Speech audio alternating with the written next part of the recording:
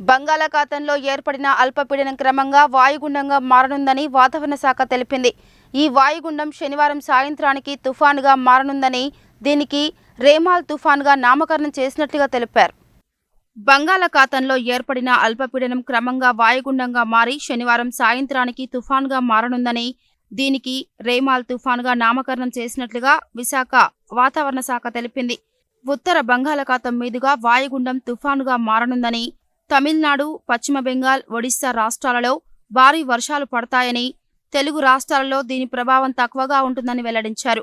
బంగాళాఖాతంలో అల్పపీడనం వాయుగుండంగా మారి ఈ నెల 25న తూర్పు మధ్య బంగాళాఖాతంలో తుఫానుగా మారే అవకాశాలున్నాయని, 26 నాటికి పశ్చిమ బెంగాల్ తీరానికి తుఫాను చేరుతుందని, ఈ కారణంగా బంగాళాఖాతంలోని మరిన్ని ప్రాంతాలకు నైరుతి రుతుపవనాలు విస్తరిస్తున్నాయని, దక్షిణ బంగాళాఖాతం, అండమాన్ నికోబార్ దీవుల్లో రుతుపవనాలు విస్తరించాయని, ఈ క్రమంలో తెలంగాణలో రాగల 2 రోజులు తేలికపాటి నుంచి మోస్తరు వర్షాలు కురిసే అవకాశం ఉందని హైదరాబాద్ వాతావరణ కేంద్రం తెలిపింది.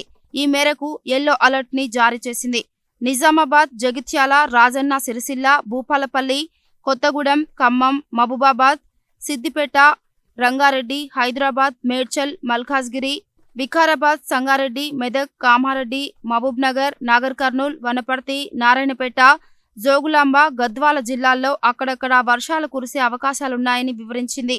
శనివారం ఉదయం వరకు భూపాలపల్లి, ములుగు, కొత్తగూడెం, ఖమ్మం, సూర్యాపేట, మహబూబాబాద్, రంగారెడ్డి, హైదరాబాద్, మేడ్చల్, మల్కాజ్గిరి, మహబూబ్నగర్, హన్మకొండ, జనగామ, నాగర్ కర్నూల్, వనపర్తి, నారాయణపేట, జోగులాంబ, గద్వాల జిల్లాల్లో అక్కడక్కడ వానలు పడే సూచనలు ఉన్నాయని చెప్పింది. ఉరుములు, మెరుపులతో పాటు గంటకు 30 నుంచి 40 కిలోమీటర్ల వేగంతో ఈదురుగాలులు వీచే అవకాశాలున్నాయని పేర్కొంది. ఇక శనివారం రాష్ట్రంలో పొడి వాతావరణం ఉండే అవకాశం ఉందని పేర్కొంది.